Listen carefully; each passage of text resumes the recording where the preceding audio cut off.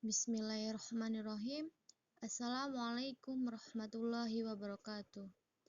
Alhamdulillah, alhamdulillahi nahmaduhu wa nasta'inuhu wa nastaghfiruh wa na'udzu billahi min sururi anfusina wa min sayyiati a'malina. May yahdihillahu fala mudhillalah wa may yudlil fala hadiyalah. Asyhadu an la ilaha illallah wahdahu la syarikalah wa asyhadu anna Muhammadan abduhu wa rasuluh. Amma ba'd. Yang terhormat kepada Prof. Dr. Aziz Fahrul Raji MA, yang terhormat kepada Dr. Ubaid Ridho MA. Pada kesempatan kali ini saya akan mempresentasikan proposal penelitian saya yang berjudul Gaya Bahasa dalam Kisah Al-Quran dan Gaya Bahasa Kisah Modern. Di sini terdapat beberapa pembahasan pada bab 1, yaitu terkait latar belakang masalah, identifikasi masalah, batasan masalah, rumusan masalah, tujuan penelitian, dan manfaat penelitian. Pada bab 3, yaitu terkait metode penelitian, yaitu jenis penelitian, sumber data, prosedur analisis konten, validitas, dan reliabilitas. Adapun latar belakang pada penelitian ini yaitu gaya bahasa merupakan cara yang digunakan penulis atau pembicara dalam menggunakan bahasa yang setepat-tepatnya untuk melukiskan perasaan dan pikirannya yang berbeda dari corak bahasa sehari-hari.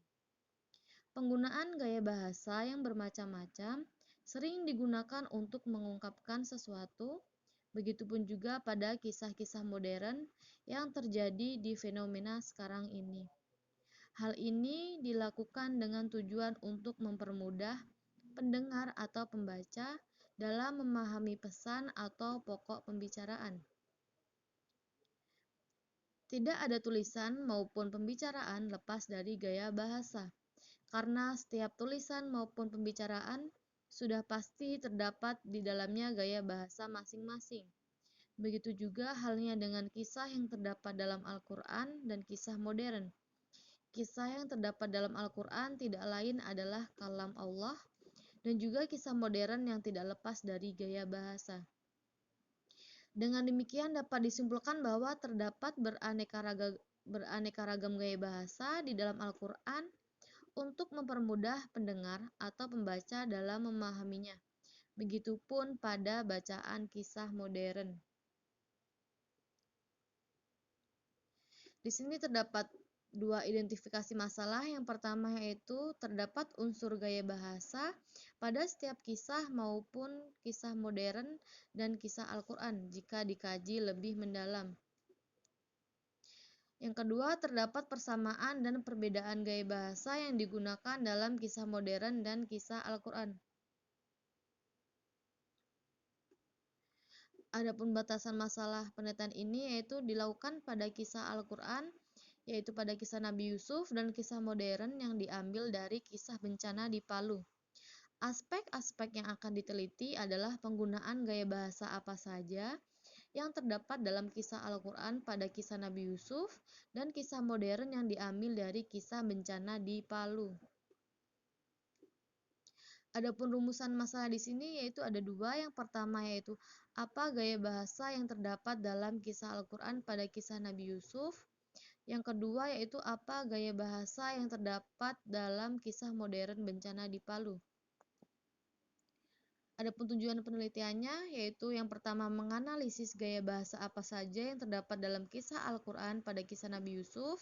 Yang kedua yaitu menganalisis gaya bahasa apa saja yang terdapat dalam kisah modern bencana di Palu. Manfaat penelitian di sini ada dua. Yang pertama yaitu manfaat teoritis, yang kedua yaitu manfaat praktis. Manfaat teoritis di sini yaitu secara teori hasil penelitian ini akan menambah ilmu pengetahuan dan pembaca serta menambah kekayaan peneliti mengenai gaya bahasa dalam kisah Al-Quran dan kisah modern.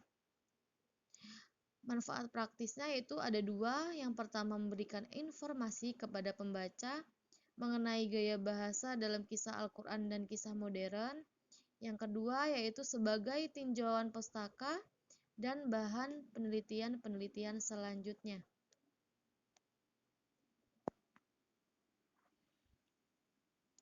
Selanjutnya yaitu terkait metode penelitian. Nah, di sini yaitu jenis penelitiannya yaitu penelitian ini menggunakan metode deskriptif kualitatif dengan pendekatan teknik analisis konten. Karena data yang akan diteliti memerlukan penjelasan secara deskriptif.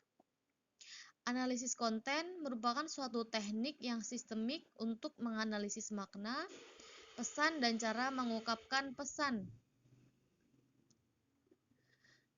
Selanjutnya yaitu terkait data penelitian. Di sini yaitu yang pertama sumber data. Sumber data untuk penelitian ini adalah teks bacaan mengenai kisah Al-Quran pada kisah Nabi Yusuf dan kisah modern terkait bencana di Palu. Adapun teknik pengumpulan data yaitu menggunakan studi dokumen. Dalam penelitian ini, dokumen mengacu pada kisah dalam Al-Quran dan bacaan terkait kisah modern. Selanjutnya yaitu prosedur analisis konten. Di situ terdapat pengadaan data. Itu penelitian ini tidak dilakukan penentuan sampel untuk mengetahui permasalahan yang ingin diungkap. Data membutuhkan interpretasi yang berkaitan dengan permasalahan yang akan dibahas dalam rumusan masalah. Kegiatan pengadaan data ini dilakukan oleh peneliti dengan kemampuan berpikir yang meliputi pengetahuan, kecermatan, dan ketelitian guna mendapat data yang diperlukan. Nah, dalam pengadaan data ini terdapat dua, yaitu yang pertama, penentuan unit analisis. Penentuan unit analisis merupakan kegiatan memisah-misahkan data menjadi bagian-bagian yang selanjutnya dapat dianalisis. Penentuan unit analisis berdasarkan pada unit sintaksis yang digunakan untuk menyampaikan informasi. Unit yang terkecil adalah kata, sedangkan unit yang lebih besar berupa frase, kalimat, paragraf, dan wacana. Yang kedua yaitu pengumpulan data dan pencatatan data. Proses pengumpulan data dilakukan melalui proses pembacaan dan pencatatan. Hal tersebut dilakukan karena sumber data merupakan bahasa pustaka yang berkaitan dengan unsur intrinsik. Dalam tahap ini, data yang telah didapat melalui pembacaan berulang-ulang kemudian diklasifikasikan berdasarkan unsur-unsur intrinsik, icon, indeks, dan simbol.